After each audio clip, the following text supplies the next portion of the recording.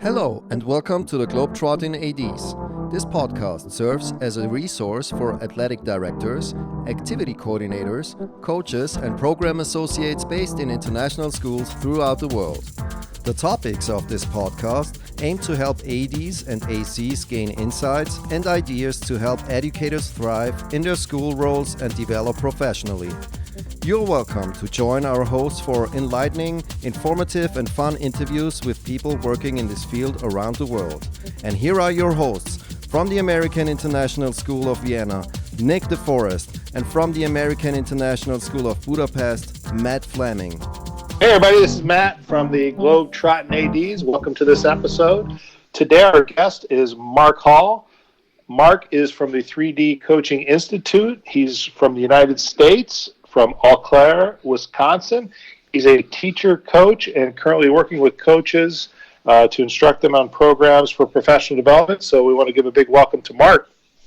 All right. Thanks, Matt. And I just want to give a little bit of a longer introduction to Mark and really how we got here. If I can backtrack a bit, Coach and AD Magazine published a book list of 22 must-read books for ADs back in 2017, and the 3D Coach book was right on the top of the list. So I ordered that and a few others to start off, and I really liked it. And after reading a few more of the other books, I wanted to go back into the 3D world, so to speak, and I saw that they had a course for university credit. So I took the course, or actually I took the free administrator course first and still wanted some more. So I took the course for credit. I really enjoyed the modules, and I realized that I would like to bring someone from the Institute over to our annual CISA conference as a keynote speaker. So Mark was great. I reached out, and we had everything all ready to go to kind of introduce him to some of my friends over here and the world of international schools. But unfortunately, as most of you know, the conference was canceled. But luckily enough, we're going to get to speak to Mark today. And Mark's going to get a chance to speak to some other CISA ADs in a Zoom meeting next week. So enough from me. Let's really welcome you, Mark, and we're glad to have you. It's a delight to be with both of you. I've enjoyed listening to your other podcasts, the fascination of these athletic administrators all around the world that are connected. It's an amazing thing. As I've often said, that the world's too big to do this on your own, and it's way too small to think you can do it alone. It is such a delight to listen to all of those ADs that are striving to make a difference in their schools and their sport communities. Thank you. Thanks you mentioned to me earlier that you have listened to our episodes and our podcast, so that's really, really cool to hear. So we appreciate that. Why don't you start us off with giving a bit longer of an introduction to yourself, a bit of a profile, and maybe more of your role with the 3D Institute to get us started. I grew up like most of us in the sports world. It's where I lived and moved and had my being as a multi-sport athlete. I'm 63 years old now. And so if you go back to when we were playing and competing, you did all the sports. You just went from season to season, and just what a delight it was. The sport I focused on most in the end was the sport of wrestling, and wrestled at the University of Wisconsin. It was when we had the best teams that we've ever had at the university, multiple gold medalists and world champions and medalists. My twin brother was one of them, but I always tell folks that on every great team, you still need some average people, and that was me. So then I taught and coached for a while after that, went overseas, just knew that it was time for a game changer in my life, and so I went over to the Philippines back in the mid-'80s to step outside of this whole realm and work with Laotian, Cambodian, Vietnamese refugees there with World Relief. And they tell you that overseas experience changes your life. I went over single. I came back married. I went back over came back with a kid. That's a big enough life change. So, Wow. So it was a delight, though. What a formative time for me. And Well, Nick can relate to that. yeah, there's a few of those ADs that can relate to that. I've been told. For sure. I talked to David Hughes. I talked with him, and he can relate to that. Yeah, So, I can too. Although, good. Well, then I got back into teaching and coaching, and then kind of stepped out of that realm into, for a good long time, into kind of sport ministry and in sport for a good chunk of time. And then from that, working in sport and just having this sense that something's not right about it, especially in America where we were going. It just seemed broken, and not knowing exactly how or why it was, but there's just something that just didn't settle right in my soul. And in that same time, I connected Dr. Jeff Duke, and he's the one who created this framework, this three-dimensional coaching framework that was part of his doctoral research as he was looking at the same things. What do good coaches do? Ones that last and have a difference over time, that we would say maximize and sustain both. And he really looked at and came up with this framework of coaching and what he calls the three dimensions. Then I connected with him, another person, Wes Simmons, did, and from all of that, it just kind of converged. If you're around long enough, you get the privilege of having this sense of converging, all these different experiences coming together, and you say, this is what I do and why I'm here, my purpose. So we created filled out the framework with content and created this model for the U.S. This is where we were, and we just thought, we got to do something with this attrition with 75% of kids quitting competitive sport by the time they're 12. When I started, just those and coaches quitting, and no parent was saying they're enjoying the journey, and we said, what do we do about it? And this was at least initially, our attempt to do something about it.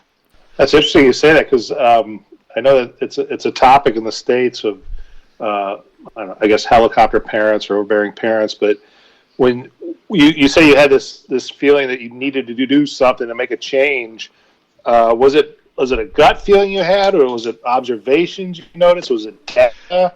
This number you came up with, 75%. Like, where did this come from? It's interesting. It was a gut feeling as you just kind of look around and say something doesn't seem right. But it was, I'll never forget, it was coming across research that from the Hans Beller Moral Reasoning Inventory of Athletes from the Josephson Institute and others that came up with this fundamentally, that pretty definitively, that the longer you're in competitive sports, especially team sports, the less you make good moral decisions. That the default mode of sport is to erode moral character. And that's what stopped me in my tracks. And I said, I got to deal with this. Now, sport is a great place to build moral character, but it will not happen by sport alone. It'll happen because a coach coaches it. And we have to look at things when we say sports builds character. When I ask that among coaches, in fact, the most interesting thing I do with coaches in a workshop is I'll take about 13 or 14 character attributes, things like perseverance, dedication, teamwork, love, kindness, justice, mercy, responsibility. We'll put those up on the board. And then what we discover is this. There's two different categories. There's performance character and there's moral character. Performance character governs myself. Moral character governs relationships. And in sport, we coach one category and we just don't know what to do with the other. We coach dedication, sacrifice, leadership, teamwork. But as I tell folks, you can be a dedicated, sacrificing, teamworking terrorist. They all apply. Because those are fuel. We say those are fuel. They're essential. If I don't have fuel in my car, I go nowhere. But if I don't have a steering wheel, I can go off the cliff. and moral attributes govern where we go. And so we want to go and coach both of those. But what we found in our research is very few coaches do that. In fact, that's our third dimension. Let me go back and say the dimensions are this. When Jeff built it out, he said the first dimension is the physical: strength, speed, power, tactics, technique, cardiovascular, those kinds of things. And you got to be good at coaching those. If you're not good at coaching those, you won't be coaching very long. But those are sports specific, and our research has shown that basically 75 to 85% of coaches only coach that. That doesn't mean they don't care about the other things, but they only have strategies to coach those things. And then the second dimension of the mind or the psychology, that relationship with ourselves and others, where things like confidence and motivation and emotions and team cohesion, those things fall. And all coaches think they're important, but only about 1 in 5 have strategies to coach those. Right. And then the third dimension, the heart or the spirit, that center of who we are, where value, worth, identity, character, and significance are formed. And so we give coaches this framework to see and language to use. And so now they have the curse of knowledge.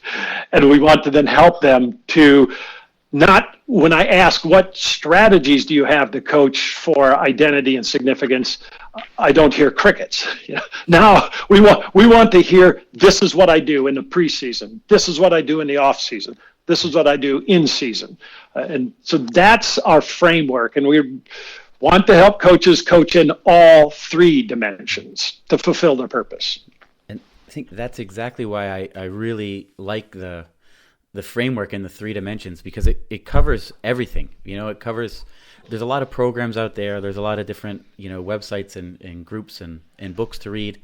But I found that nothing that I've read covers all of those 3 areas as well as you guys do. There's some out there for one of the 3 or the other. And it's just like an all-encompassing program or framework that I really think people can dig into. Yeah. And this is, for me, like I said, this is all new. I was hoping to learn about this, of course, at the CISA conference. So I don't know, maybe you can give us a brief overview. I'm interested to hear about the history of how you guys got started, or how you guys kind of been in this game of coaches education, and how you got to where you are now. And then I'll follow up with a question about this research you were mentioning a little bit ago. Sure. Well, Jeff Duke's been teaching this at the University of Central Florida for 15 years or more, and that's the largest university in the United States, the largest on-site university, and it's the highest rated program at the university. That says a lot about Jeff as his character and his concern for his students. He's a stunning practitioner. He's not that much of a researcher. He's a practitioner. He still coaches. He's an assistant coach on his son's high school football team now, as he hands it off to the next generation. But it's taught there. And Jeff and I intersected about 12 years ago when he did a workshop, and I came up and talked to him about what I felt was missing as far as content as he defined out the 3rd dimension. And Jeff's heart is always one of a learner. And so we engaged with that. And he really saw that this dimension lacked content from his development, but it gave me a place to put my content. And then we connected with Wes Simmons, who was one of the most creative, innovative guys we've ever met, who was also working with coaches. And he's the one that caused this to coalesce, created the last third of our training, and now he runs our 3D Institute. We started the Institute because we were getting requests from coaches we're asking, well, can I take this class in college? And what was their answer? Yeah, you have to go down to Central Florida. Can I get certified? Because in U.S. schools, you have to do continuing education and certification. And we didn't have it yet. So we created it because of the demand of coaches as they saw the value of it. And now we work with the scholastic, the governing bodies of education in each state to get this, to have the certification requirements that each state and sometimes each district requires. But Okay. it was driven by coaches' desire that we needed to get out in front of because they were asking us. And that was about 7 or 8 years ago. Okay. Cool. Well, how big is your reach? You know, how many states or how many organizations are using the course, or can you give a number? Or I can, in a general term, what I know. I'm not engaged in the day-to-day of that. That's my twin brother and Wes's. But I know that we have, I think we're closing in on 200 different school districts and clubs that have what we call group licenses, where the athletic administrator can oversee, and we give them a code with a number of licenses for their coaches, and then the administrator oversees that. So we've got a number of schools in the U.S. that are training all their coaches with this and using it not as a program, but as an operating system, where they onboard their coaches, where we've created an evaluation tool for them, where we provide other resources like the alignment of parents and how to create culture using the framework and other resources that we're providing, because we believe the key person isn't the coach, it's the administrator. Because they coach coaches, they govern culture, and we can help them to create intentional culture by giving them common training and a common language and a simple onboarding system for anybody that's coming into their program. So the coach takes your course. It counts for meeting the requirements of a state association as well as the local district. Correct. And then they can coach once they've completed your course. Well, that in some places they also have to, of course, take the stuff that most of you have had to take: concussion, CPR, all the liability stuff that you all get so excited about.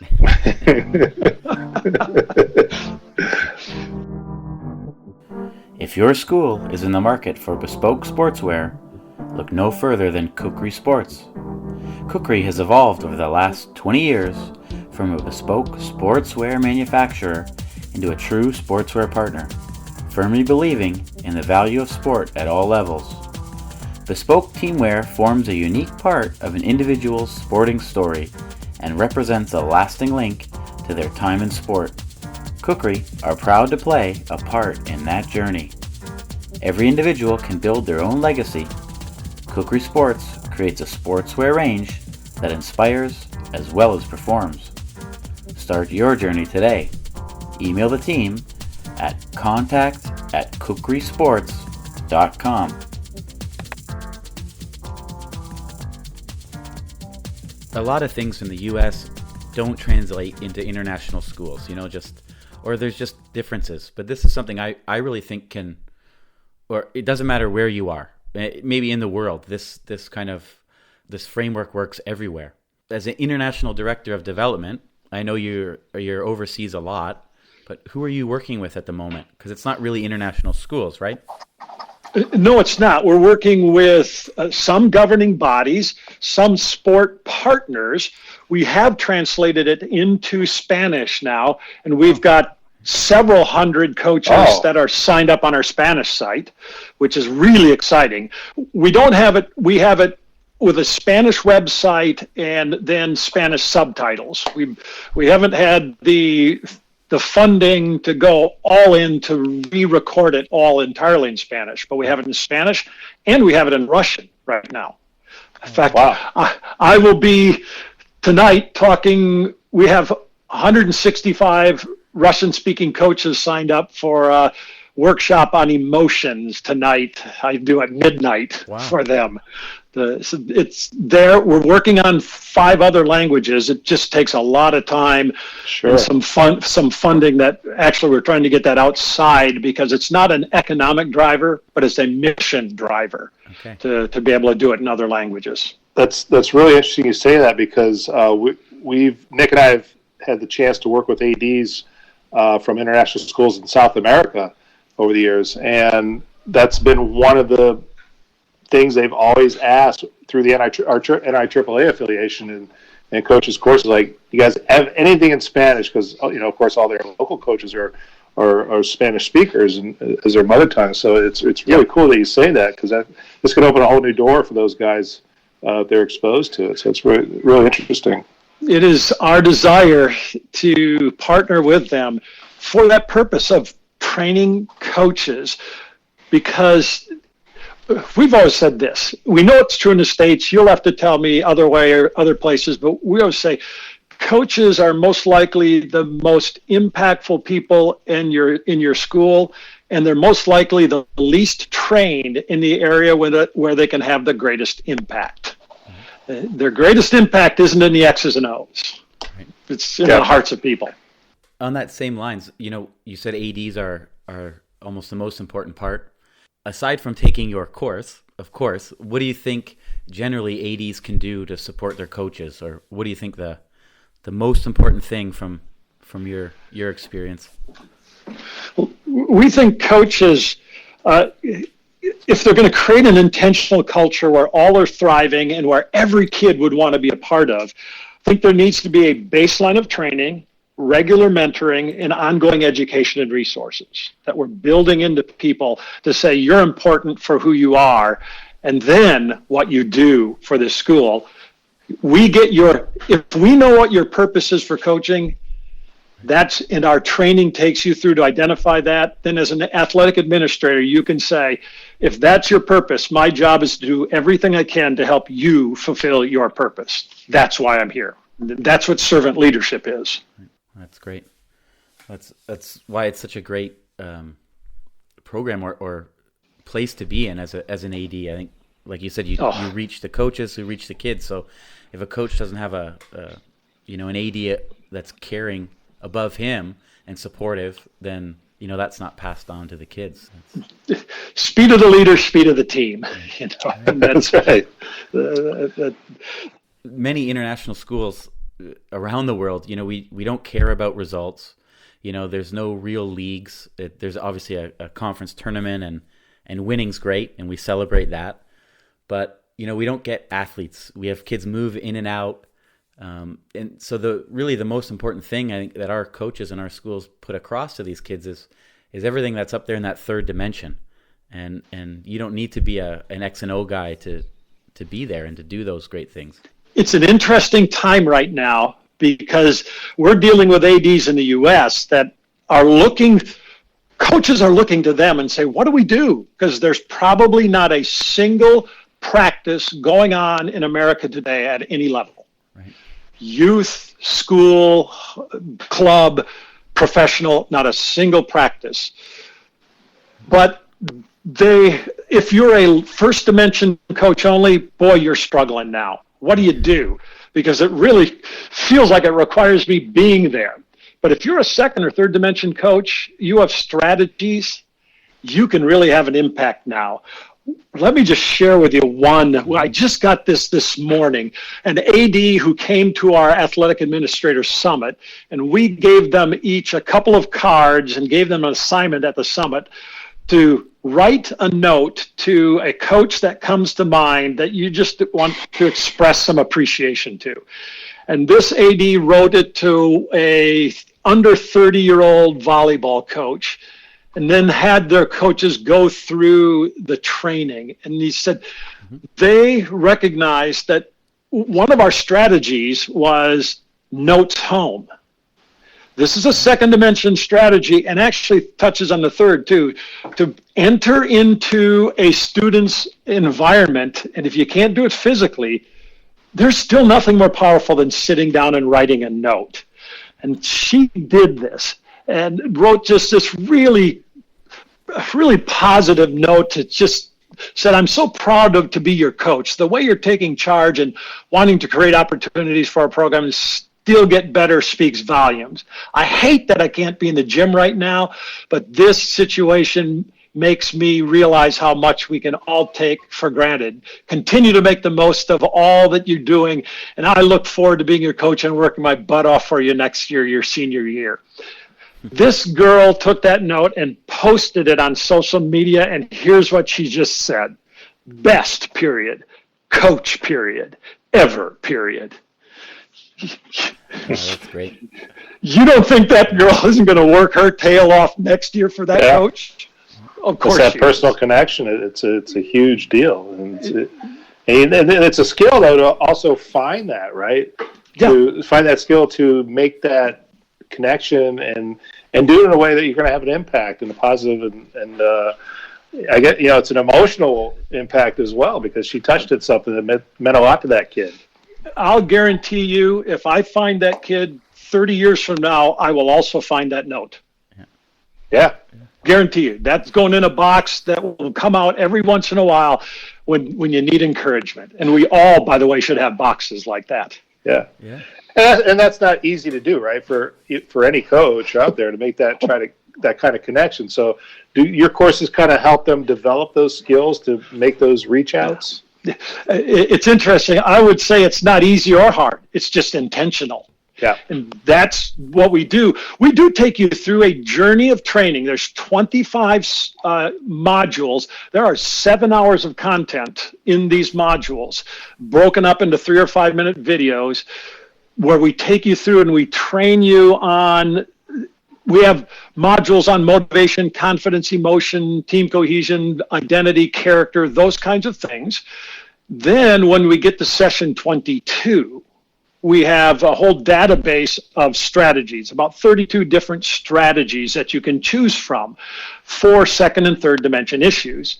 And then right after that, you write your transformational purpose statement that will be the compass for all your decisions. Your purpose you should filter everything you do through your purpose. And then strategies will help you fulfill the purpose. The purpose is the foundation. The 3 dimensions are the framework you build on the foundation. But we say it's a framework for coaching built on a foundation of purpose. Okay. And it's great. You're kind of bound to, if I get the words right, to share that purpose. You learn that it's, you need to let people know what you're doing and why you're doing it. And that changed our coaches meeting and how I deal with our coaches this school year. I put my purpose statement out to them. I told them, why are we doing this? Why are you coaching? And I went through a lot of things in the that I learned through the course. And maybe I already knew. Maybe I knew it was a good idea, but at least the course, brought it out of me and showed how important it was to share that, and let everybody know. And they should let their kids know, how much they care and. Yeah. In much of it, you're right. Most of this that we share is not new, but it's put together in a way that gives you images and a way to think. And you cannot think beyond your vocabulary. So we give you vocabulary. This is a 3rd dimension issue. What is your transformational purpose? Do you have any 2nd dimension strategies for team cohesion? When you have language, then you can create a culture and you can think as well. Yeah. Exactly. Mark, I wanted to ask another question. It's kind of when I was asking a little bit ago about the the background of your history and how you guys got this started. My follow-up was about you mentioned some data points you guys refer to in your courses, and I'm interested to know, how did you guys obtain this data, or what tools and methods did you guys use to get this data for your courses and your feedback? Well, Jeff, it was many years ago, 17, almost 20 years ago or more, that he wrote his dissertation on this. And so Ketchmer's stuff on team cohesion, it was very, very helpful. Discovering my just coming across this research. It wasn't like I was really looking for it. I was just engaged in doing what we call character coaching at the university. And as I was doing this character coaching stuff, you start to look for what's out there on issues of character. So the beauty of Google, I think that's how I came across it initially. And then I shared this research with others. And now you just look for it. Now we are also doing our own research. We have hired the Intrinsic Institute to do some things on on grit and motivation. We've got another person that's starting their doctorate, and they're doing research on the impact of three-dimensional coaching from college level. So we are doing our own research because I've got 5,000 comments, I guess 3,000 comments from coaches who finished the course. We have all kinds of anecdotal research, story after story after story of how grateful they are for the course. And for some of them, it didn't just change my coaching, it changed my life. It changed how I related to my spouse and with my kids. And that's the nature of it, because if all you're doing is first dimension stuff, that's sport specific. If you're doing second dimension stuff, it goes kind of from sport to sport, but third dimension stuff's universal. It's in sport and in life.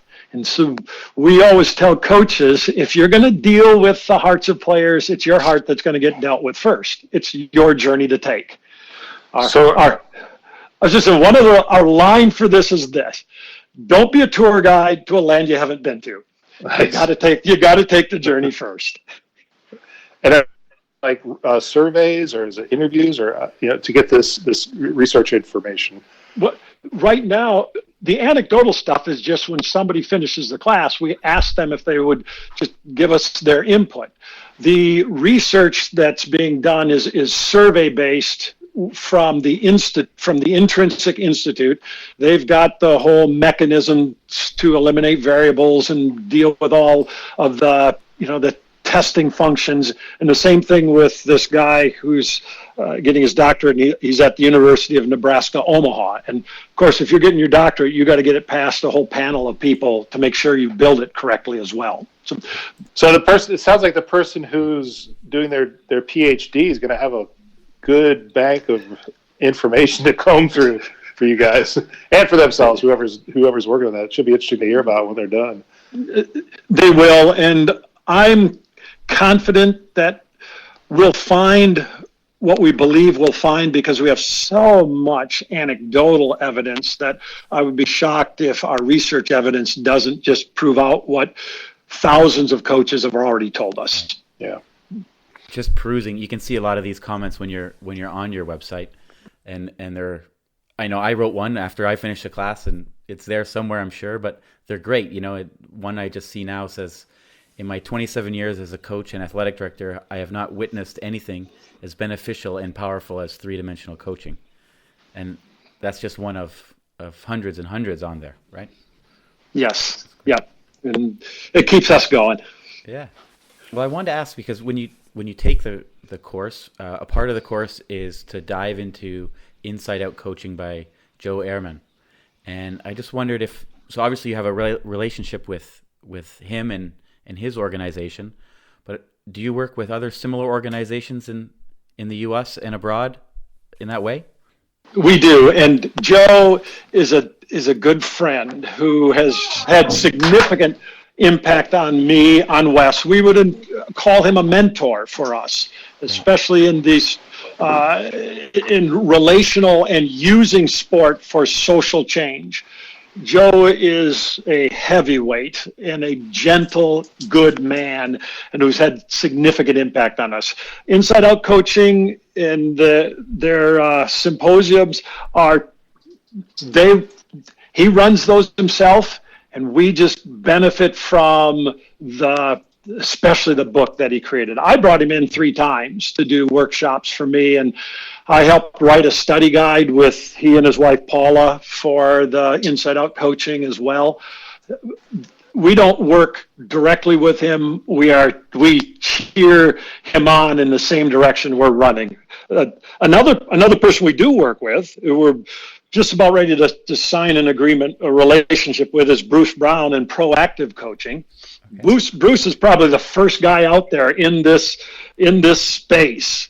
Boy, I remember like 25 years ago, getting a little pamphlet that he had, and the people using his parent resources and stuff. And we've had wonderful conversations, because we're not asking him. What we're asking is, would they be willing to allow us to sell their things on our site, because he's got great second dimension stuff, really good second dimension stuff. And we always look for that. We're a framework, and you can put a lot of things on the shelves of our framework.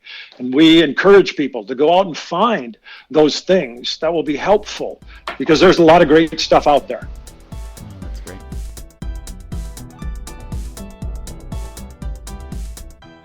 Coach Evaluator is the premier coach evaluation software for schools and athletic organizations and preferred coach evaluation solution of the NIAAA and the Positive Coaching Alliance.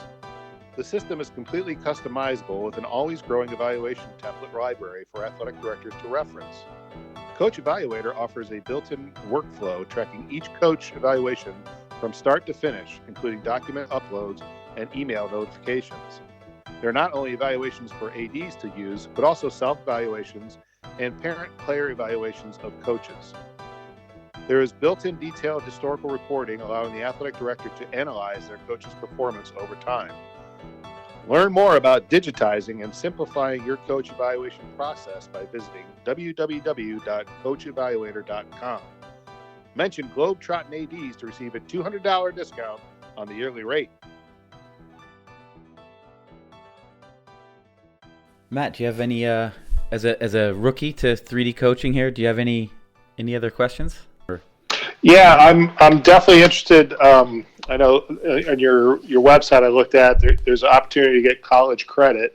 So just, I don't know if you give a brief overview about that, what the process is. Like for me, for example, I have an Ohio teaching certificate. I'm from Ohio originally, and I still keep my certificate valid, and I need for my certificate expires next year, and I still need 3 graduate credits. So is it possible if I did one of these courses, I can get that? That's exactly what it's designed for, is what you just spoke to. Is it's 3 conscripted credits. It's through it's Northwest Missouri State. Your whatever the governing bodies that determine if it's a valid course, we've done that. We've got it all over the country. But you can go and do it online for 3 graduate credits. It's going through the training. Nick can tell you, because that's exactly what he did. And then we include the Inside Out coaching book right now, and then other assignments that you need to do. But that's exactly what it's designed for, is people who have to keep their license and have to continue every 5 years to get a certain number of credits. Cool. Perfect. That'll work for me. Well, as I mentioned near the beginning, that we're lucky to have you speak with our other CISA ADs next week in a Zoom meeting to give any of you guys listening out there a bit more info about 3D Institute.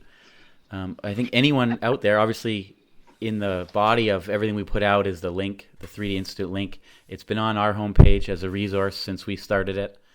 And anybody out there, if you want more information from me personally, just reach out, ask anything you want to know. I'm definitely a bit of an advocate for everything this framework can help you and your coaches and ultimately your kids. So I'd love to hear from the ADs there in Colombia and Ecuador, see if we could help them out with a Spanish language version to train their coaches.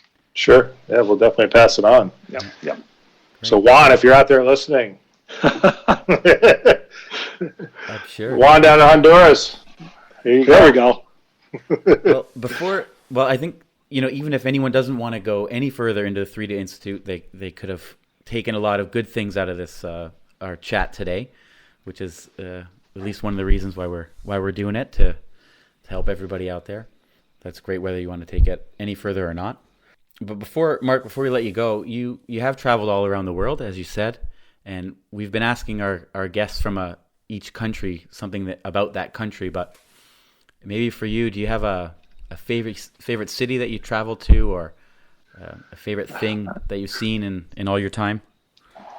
The answer is the place you're in right now is your favorite place. But no, Egypt was for me, because My degree's in art education. I was fascinated by ancient medieval art and loved the Egyptian stuff. I saw the King Tut exhibit in 1976 when it came into New York City. It was exciting to go to Egypt, Pakistan, to meet the mother of one of our host daughters. My goodness, to Zambia, to the Victoria Falls. I bungee jumped off the Victoria River Bridge. That was fun. But Cambodia, let me tell you, Cambodia was probably the most impacting, because working with Laotian, Cambodian, Vietnamese refugees, going into Laos, I learned Lao from a person. So going into Laos and Cambodia, after the stories of them coming out, and now all these years later, I got to go in. It was pretty impactful. The whole killing fields thing and going around in Cambodia was probably the most impacting of any trip I've ever had, because it ties back to my first trip overseas. Right. Okay. And what about, for anyone listening out there, what about a country you haven't been to that you'd like to go to? So maybe we have an AD from there listening that might want to bring you over. Whatever AD is listening, I'm going to say it's your country. Yeah. That's what I'd like to go to. Finland was going to be number 50, and I'm stuck on 49 right now. Hey. Well, hopefully we can bring it back next year for our CISA conference. It'll be in my host city here in Budapest. If all goes well, we're back on track as the way the world goes, and we'll look forward to hopefully having you here then. I'd love to. Trip number 3. It would be an honor. It would be an honor. Great. Well, thanks again for taking the time to talk to us, and I'll look forward to talking to you soon. That sounds great. A delight to be on with all of you. And again, looking forward to talking to the CISA athletic administrators and anyone else who'd want to join in on the call too, as we talk about taking a journey together. All right. There you go. Well, good luck tonight with your call there and with the Russians. And we'll say, na zdrovia. Na zdrovia. Trainers. До свидания. Okay. Okay. All right. See ya. Yeah. See you all later. Thanks for listening. Thanks, Mark. Bye-bye.